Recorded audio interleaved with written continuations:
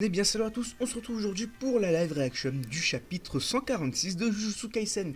La semaine dernière il n'y a pas eu de live reaction parce que j'en ai tourné une mais j'avais pas bien compris le chapitre et je disais du coup beaucoup de bêtises, j'avais l'impression, du coup j'ai préféré de pas poster la live reaction. J'ai tourné une review, sauf que j'étais pas satisfait de la review. Du coup au final hier il y a eu, mais oui le chapitre dernier il y avait beaucoup d'informations et c'était assez dur en vrai de tout comprendre comme ça d'un coup. Du coup, on va passer au chapitre 146 et j'ai hâte parce que on s'était laissé, enfin le chapitre nous a laissé sur la fameuse Anna, vous savez, la meuf qui peut détruire les techniques d'exorcisme, il me semble. Du coup, voilà, c'était intéressant. On a eu beaucoup de révélations, on a eu quelques informations et enfin, du coup beaucoup de révélations, mais surtout beaucoup d'informations aussi. Du coup, là, on va commencer sans plus attendre. Alors, annihiler les techniques d'exorcisme, ouais, voilà, c'est par rapport à la, parce qu'on a vu la fameuse Anna. L'un des joueurs de la traque mortelle pourrait libérer Gojo. Oh, intéressant, intéressant. Oui, grâce à sa technique, il doit être capable d'ouvrir. C'est pas, si c'est une fille, enfin du coup, et pas en tant que joueur, d'ouvrir l'envers de la Gokomonkyo. Vous savez où il se trouve en ce moment? Où est-ce qu'il se trouve? Dans la colline, oui, dans la colonie dans la colonie est de Tokyo. La barrière de la traque me rejette. Je n'ai donc pas plus d'informations à vous partager. Écrit les caractères barrières en que. Ok. Tout d'abord, récapitulons. Le Japon est partagé en 10 colonies. Ok. Donc les colonies, je suppose que c'est les endroits où se passe la traque mortelle. Euh, Elles se rejoignent pour former la frontière que doivent traverser les humains pour atteindre l'éveil. Ok, donc ok, il montre la sorte, on va dire la map, enfin ouais, la carte du Japon. C'est donc comme ça que ça se représente. D'accord. Ouais, j'ai pas tout à fait compris par rapport à ça, mais ok, d'accord. C'est une barrière du coup, mais pourquoi pas. La région d'Hokkaido ne serait pas prise en compte, ne serait pas prise en compte parce qu'un groupe d'exorcistes y a dressé une barrière. Précisément, c'est une région qui déborde d'énergie maudite. Ses habitants y sont déjà bien assez exposés, d'où le surnom de terre d'aventure. Vous trouverez peut-être qu'il est exagéré de parler d'atteindre l'éveil, mais cette première étape des préparatifs à l'assimilation implique de la maudire, de maudire la totalité de la population japonaise. Quoi? En gros, là, s'ils veulent atteindre l'éveil, il faut qu'ils maudissent tout le Japon entier. C'est chaud ça, parce qu'on sait que bah, la sœur de Megumi a été maudite, et du coup, après, il y a eu un bail avec la traque mortelle et tout, mais c'est quand même beaucoup. Enfin, c'est chaud quoi de maudire tout un pays. Il faudra combien de temps pour que le rituel se termine? Cela dépend de la traque, mais 2 mois devraient suffire. Ok, ils ont donc 2 mois potentiellement pour tout gérer. Alors, après avoir révélé une technique d'exorcisme, chaque joueur a 19 jours pour se rendre à une barrière et y déclarer sa volonté de participer à la traque mortelle. Nous sommes le 9 novembre et il est 9 h du matin. Les pouvoirs se sont éveillés chez les joueurs aux alentours du 31 octobre à minuit.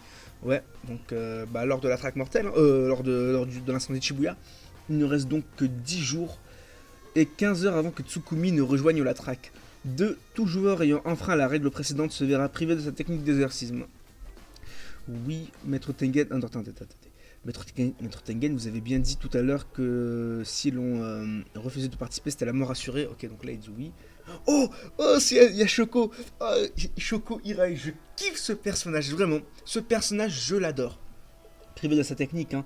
La règle s'appliquerait donc même aux exorcistes qui rejoignent la traque par la suite. Dans ce cas, je ne pense pas que la privation ait lieu à cause de l'évolution décadente. Ce n'est pas une interdiction d'utilisation, c'est bien une privation et pas une restriction. Ok, donc il y a une différence entre privation et restriction. Attendez, privation, restriction, on te prive, on te restreint. Bah pour moi c'est la même chose, mais...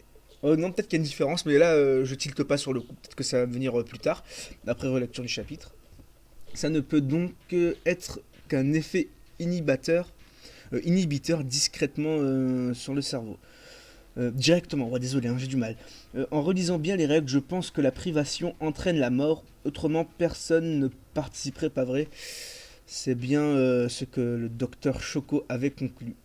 Sinon, les exorcistes comme moi, dépourvus d'énergie maudite, ne risqueraient rien. C'est vrai. Et pour Pandaman, par exemple, enfin, c'est pour Panda, mais moi je l'appelle Pandaman, Pour Panda par exemple, il a un cerveau, lui. 3. Toute entrée de la part d'un non-joueur sur le terrain de la track serait interprétée comme une volonté de participer à la track. Les non-joueurs concernés deviendront alors joueurs. À ce propos, comment ça se passe pour les non-exorcistes déjà présents dans la barrière? Il leur laisse sûrement l'occasion d'en sortir. Ah ouais, ok. Très aimable de sa part. Donc, attendez. Attendez. À ce propos, comment ça se passe pour les non-exorcistes qui sont déjà présents? Ah, ok, donc ouais. Ceux qui sont déjà présents, ils peuvent partir tranquilles. Ça va, ouais, comme il l'a dit, c'est c'est cool de sa part. Et rien ne précise dans les règles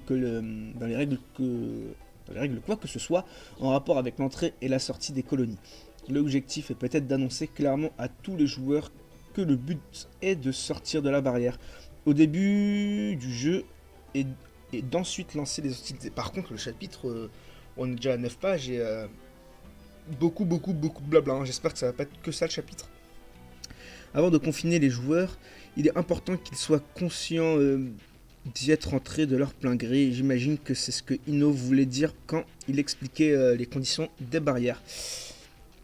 4. Les points seront octroyés aux joueurs autant... Mais attendez, mais là on nous fait une rétrospective de toutes les règles. Enfin, c'est relou ça. Octroyés aux joueurs autant la vie d'autres joueurs. 5. Les points octroyés lors d'une élimination sont déterminés par le maître du jeu et donnent une indication de la valeur du joueur éliminé. De manière générale, un exorciste vaut 5 points et un non-exorciste vaut 1 point. Un peu fouillis cette histoire de points. Fushiguro, 2 secondes. Maître Tengen, pour en revenir au jeu du maître. Chaque joueur recevra un Shinigami possédé. Un Shinigami posséder un Kogane, ok, donc ok, c'est quoi, c'est bizarre, ça ressemble à une abeille. Les Kogane ne font pas office de maître du jeu, mais ils serviront d'intermédiaire. Il est préférable que vous considérez le programme lui-même comme étant maître du jeu, bien sûr. Ah bah, ok, donc parce qu'en fait là je me demandais, mais j'étais en mode je pensais que c'était du coup Kenjaku, c'est Kamo Niritoshi, mais en réalité il s'appelle Kenjaku. Je pensais que c'était du coup lui le maître du jeu au tout début, et je me disais mais attendez, pour ajouter une nouvelle règle, il faut aller le voir, donc on va littéralement être en face de lui, donc pourquoi ils en profiteraient pas pour l'attaquer à ce moment-là, vous voyez? Mais en fait non, ouais, donc on peut vraiment pas voir le maître du jeu, même si au final Kenjaku n'est pas le maître du jeu, ça a été dit lors du dernier chapitre, mais ouais ok, donc vraiment... aucune interaction avec le maître du jeu et les joueurs en présentiel. Et ça en dit beaucoup, hein, c'est bizarre. Ok, donc il est préférable de... Ok, oui, donc voilà.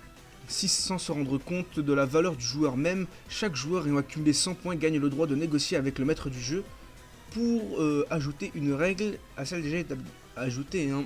On n'a pas le droit de supprimer des règles, du coup, on peut essayer de trouver un moyen de contourner la règle. 7. À moins que la règle proposée n'ait un effet prononcé et pérenne du coup sur le bon déroulement du jeu, le maître du jeu est tenu d'accepter les règles énoncées par les joueurs ayant gagné ce droit. On peut y croire à ça.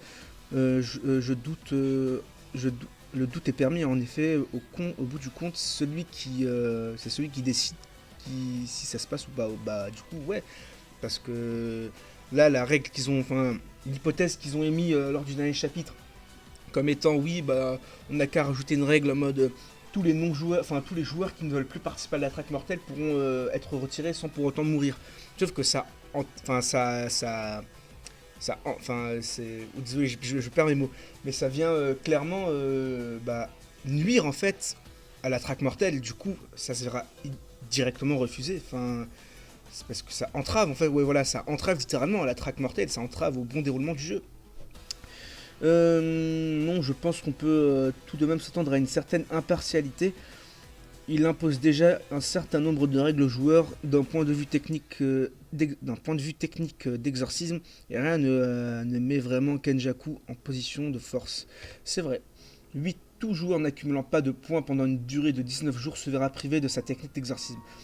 Mais ça, j'ai pas vraiment compris, parce que Itadori, par exemple, s'il participe, ou je sais pas, par exemple, on a Maki, voilà, tiens, Maki.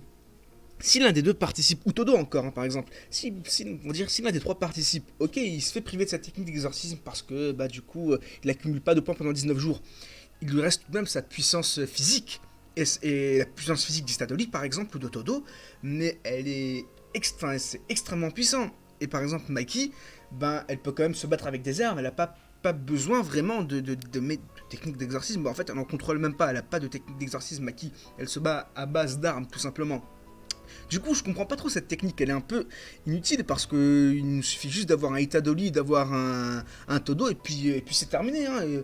Genre, ils se battent avec le physique, et puis ils peuvent facilement gagner, peut-être pas facilement gagner, mais ils peuvent clairement gagner, ils ont leur chance, quoi. Du coup, cette règle, elle est bizarre un peu, elle est bizarre. Du coup, on va encore devoir tuer des gens, pas exactement, j'ai quelques idées en tête. Quoi comme idée? Regardez comment Itadoli, il a la réaction qu'il a, genre on doit encore tuer des gens. Il est... Ah, ça me fait mal en vrai pour lui, le pauvre, parce que vraiment, lui, il tient à la vie humaine. Bref, maintenant qu'on a pu discuter de ça, décidons des rôles de chacun. Yuki et Shoso resteront ici pour protéger Maître Tengen, ouais, ça c'est déjà établi. Moi, je vais retourner chez les Zenin et récupérer des armes maudites. J'ai hâte. Ah ouais, mais attendez, mais regardez ces brûlures. Elle est vraiment brûlée de partout. Tout son corps est brûlé. Enfin, c'est chaud. Parce que pour l'instant, on avait juste vu son visage. Puis regardez, même ses bras, là, visiblement, sont brûlés et tout. Hein. Quelques instants à peine après que Satoru a été scellé, les clans Zenin et Kamo sont venus au lycée technique et ont pris toutes les armes qui s'y trouvaient. Ah ouais, c'est chaud ça. Ah, ils sont vite venus piocher un peu pour se mettre bien. Ah, c'est rapiace. Cependant, Megumi est désormais à la tête du clan Zenin. Ah, ça, par contre, je suis content par rapport à ça, qu'il soit le chef actuellement. Ah, je t'expliquerai plus tard. Ça veut dire qu'on peut aller se servir à volonté dans la réserve des Zenin, mais avant cela. Ah ouais, c'est vrai Ah, mais c'est vrai ça. Du coup, maintenant, comme Megumi c'est le chef, ben, il fait ce qu'il veut. Genre, si les autres veulent venir se servir chez les Zenin, ils viennent, il n'y a pas de souci. Donc, attendez, ça veut donc dire qu'on peut aller se servir à volonté dans la réserve des Zenin, mais avant cela, Maître Tengen, je sais où vous voulez en venir. Tu as besoin d'aller à l'atelier de Kumiya Juzo. Kumiya Juzo. Est-ce qu'on n'oubliez pas que Amano Sakaoko a été cédé. D'ailleurs, j'ai fait des vidéos par rapport à Amano Sakaoko et le fil noir qu'il y a dans Amano Sakaoko. Donc n'hésitez pas à aller les voir, franchement, elles sont cool et ça peut potentiellement vous aider à mieux comprendre tout ce bail. Vous nous serez d'une grande aide, ok. Quand j'aurai terminé, j'irai chercher Panda et on reviendra aider pour mettre un terme à la traque. Ouais, mais et Inumaki dans tout ça, il devient quoi? Ok, il a perdu un bras, mais je suis sûr qu'Inumaki dans cette traque mortelle, il doit être surpuissant, hein, vraiment. Parce que n'oublions pas que sa technique maudite, enfin son jutsu à lui, il est cheaté. Hein. Genre, il dit un truc, le truc se passe ou tu dois faire le truc. Enfin, c'est ultra cheaté. Je vais entrer dans la colonie dès que possible pour participer à la traque. J'aimerais récolter quelques informations avant que Tsukumi, Fushiguro et les autres ne rejoignent le combat. C'est bien gentil. Pour éviter d'avoir à s'affronter entre alliés et puis par mesure de précaution, je vais éviter les colonies proches de Tsukumi. C'est vrai que... Bah après, en vrai, là, je me pense un truc. Si... Enfin, Yuta, là, après c'est différent, mais j'allais dire Yuta en soi, rien ne l'empêche de tuer les gens et de les soigner juste après avec sa technique d'inversion. Parce que n'oublions pas qu'il maîtrise la technique d'inversion. Sauf que, il avait ça avec Itadoli parce que bah il était déjà mort une fois Itadoli et que voilà, il était en mode bah vas-y ça va passer 2 fois. Mais pas tout le monde n'est comme Itadoli et pas tout le monde a Sukuna en lui. Du coup, je sais pas comment ça peut se passer, mais ouais, en vrai, il pourrait tuer les gens et puis juste après les soigner avec sa technique d'inversion et du coup les faire passer pour morts et gagner comme ça des points et rajouter des règles. Hein. Mais je pense qu'il va y avoir un bail comme ça d'ailleurs, hein, parce que on nous balance comme ça, comme par hasard, qu'il a une technique d'inversion. C'est pas pour rien, ok, c'est pour nous pour nous ramener à la vie Tadoli, mais je pense qu'il n'y a pas que ça. Il est possible que le réseau ne passe pas une fois là-bas, donc peut-être que je serai injoignable. Qu'est-ce qu'il y a? Tu veux dire que... je veux que tu me promettes... Ah ouais, c'est vrai, là. Je veux que tu me promettes de me tuer sur le champ si Sukuna arrivait à reprendre le contrôle. Aïe, aïe, aïe, aïe, aïe. Fushiguro serait sûrement plus à l'aise si Okotsu restait auprès d'Itadoli, mais d'un autre côté, on serait à un peu plus grand... On serait à un peu plus grand avantage martial si Okotsu faisait cavalier seul. Inutile de t'inquiéter, ça va, je te dis. Oui. Il y a Megumi, on le sent qu'il est quand même tendu. Hein. Si je venais à mourir, assurez-vous de le tuer. Euh, Ah ok, il parle de Itadori. Maki, comme prévu, vous iriez retrouver Kinji. Kinji. Oh Kinji. Eh mais ça je n'ai parlé. Attendez. Ah non non non non. Non j'ai confondu. Attendez si Kinji c'est Ah si si si si. C'est Akari Kinji. Oh là là. Mais en plus vraiment allez voir la vidéo d'hier. J'en ai sorti une par rapport à lui. Oh là là, je suis content là qu'on nous en parle de lui. Ah franchement je suis content. Comme prévu, hein, vous iriez retrouver Akari Kinji, étudiant de troisième année qui est actuellement exclu. Ah voilà, il est exclu, désolé, je me suis trompé du coup, parce que j'ai dit qu'il était en voyage, mais non, c'est juste qu'il est exclu. Mais pourquoi il est exclu? Enfin bref, si ça se passe mal, fuyez, on manque déjà de bras en l'état, il est balèze, disons qu'il a ses caprices. Intéressant. C'est quoi, c'est un Todo V2? Mais quand il est sérieux, il est plus fort que moi. Bam! Allez, ça c'est dit. Comme ça, si jamais il y a des gens encore doutés de ça, voilà, ça c'est dit. N'importe quoi. Ah, ça c'est Maki qui dit ça. Ah, mais en fait non. C'est peut-être pas si vrai que ça du coup, mais c'est vrai qu'il est humble putain. Donc là ils repartent tous chausseaux. Merci pour tout. T'es un mec bien, ne meurs pas. Oh, ah, franchement c'est cool de voir les tonneaux comme ça. Tu pleures? Oh, c'est trop mignon. C'est trop mignon. Oh non. Mais moi aussi j'ai pleuré. Oh, regardez le pauvre. Oh non, mais en fait, Chausson, on ne peut que l'aimer. Oh non, franchement, là, je suis à deux doigts d'avoir les larmes aux yeux. Moi, ces trucs-là, ça me fait toujours un petit truc. Oh, le pauvre. Ah non, mais Chausson, je le kiffe trop. Ok, donc ils sont visiblement dans un bus ou dans un train. Non, je pense plus dans un bus. Ok, M. Braquement dans le slibard. Quoi? Merci beaucoup. Takaba. Quoi, Takaba? C'est qui ça? Tu vas continuer encore longtemps avec tes blagues de merde, ça schlingue jusqu'ici, bordel, pardon. T'as quel âge, bon sang? 35 ans. Faudrait penser à arrêter les blagues pipi caca, non? Tu t'es pointé super tard par rapport à la moyenne du milieu. Il y en a plein qui sont passés sous le feu des projecteurs d'un jour à l'autre, mais ils ne sont pas devenus humoristes du jour au lendemain. Ils avaient déjà un certain humour auparavant et ils ne se sont pas reposés. Pourquoi on nous parle de ça? Ils ne se sont pas reposés sur leur laurier, eux. Mais cassez-vous, ne montrez pas ça là. Mais ce n'est pas ton cas, hein. Tokyo commence à en avoir marre de toi. Allez, clac. Je dis pas que t'es mauvais, mais ressaisis-toi, montre que t'es capable d'autre chose. Ok, c'est qui lui? Oh, mais pourquoi on nous montre tous ces gens-là là? Moi, j'ai bien aimé ta blague, Takaba Ken. Mais vous vous méprenez autant que vous méprenez autant que lui.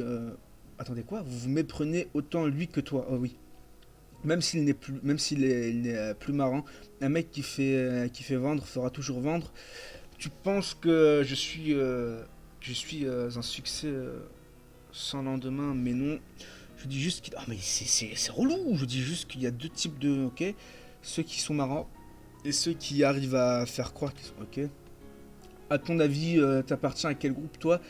Tu te dis ça comme si c'était du 50-50, mais en vérité, je pense que c'est plus du 70-30. Qu'est-ce qu'il y a? Il participe à la track mortelle aussi? Ah bah ouais, track mortelle, joueur de la track mortelle Takaba Fumihiko. Parmi tous ceux qui se mobilisent pour mettre un terme à la track mortelle, un des joueurs n'arrive pas à se décider. Hein? Quoi? Un des joueurs n'arrive pas à se décider? Parmi tous ceux qui se mobilisent pour mettre un... Comment ça, il n'arrive pas à se décider? Genre, il sait pas s'il veut juste jouer à la track mortelle et s'il veut arrêter sa track mortelle. Déjà, lui, visiblement, c'est un random. Donc, voilà, voilà, je sais pas quoi dire par rapport à lui. Enfin, peut-être qu'on nous en a déjà parlé, mais il me marque pas. Mais du coup, ouais, je sais pas. Ok, la fin de chapitre est assez bizarre, mais c'est pour nous instaurer un petit truc, du coup, c'est tout à fait normal. Voilà, chapitre, beaucoup de blabla, hein, vraiment beaucoup de blabla. Un chapitre extrêmement calme, où vraiment on nous remet en place la traque mortelle, où on nous explique vraiment tout bien. Je sais pas si c'était vraiment nécessaire, mais bon, on va dire que oui, hein, quand même. Mais voilà, après, il y a quoi d'autre à dire sur ce chapitre? Bah vraiment pas grand chose, hein. Encore une fois, c'est beaucoup de blabla par rapport à la traque mortelle. On nous a bien réexpliqué les règles, et voilà, avec cette fin de chapitre assez bizarre, clairement, je suis pas réellement fan. Du coup, voilà, le chapitre, sinon, il n'y a pas grand chose à dire dessus, en tout cas comme ça, à chaud. Ça, c'est vraiment le genre de chapitre à reprendre à froid, tranquille à relire plusieurs fois. Du coup, il y aura une review dessus, ne vous en faites pas. Voilà, franchement, si je devais donner une note à ce chapitre, moi je lui donnerais un petit. Ah, je vais être dur, j'hésite entre 13,5 14, hein, une note comme ça, voilà. Vraiment, le chapitre était calme, mais il nous faut des chapitres comme ça, hein, c'est obligé, on peut pas avoir que de la baston, que des révélations, hein. Il faut clairement qu'on nous pose les bases et tout, un peu des fois. Du coup, voilà, dites-moi ce que vous avez pensé de ce chapitre dans les commentaires, n'hésitez pas à me donner vos théories sur ce qu'il peut y avoir plus tard. Déjà, on nous a parlé de Akari, oh, lui, franchement, lui, ça va être énervé, hein, vraiment, lui, j'ai hâte. D'ailleurs, vraiment, encore une fois, n'hésitez pas à aller voir les vidéos par rapport à Akari, par rapport à Amano Sakaoko, vous savez, l'arme qu'a utilisé Toji Fushiguro, et par rapport au fil noir et Miguel, voilà, il y en a deux qui sont sorties, elles sont pas assez longues, enfin elles sont pas très longues, du coup voilà, si ça peut vous aider à comprendre mieux les choses. Et moi je vous dis à la prochaine, d'ici là portez-vous bien, on a un chapitre la semaine prochaine et ça c'est bien, et moi je vous dis bye bye.